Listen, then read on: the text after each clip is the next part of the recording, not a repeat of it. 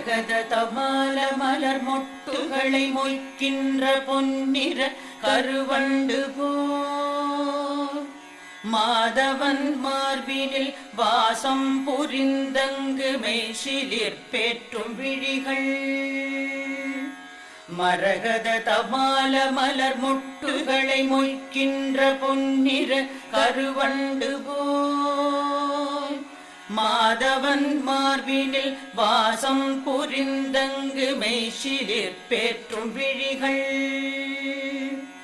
பரவும் பல்வடிவத்தின் செல்வ வளமாகிடும் திருமகளின் அழகு விழிகள் பரிவோடு அந்த இரு விழிகளின் கடை நோக்கு மங்களம் எனக் கருள்கவே.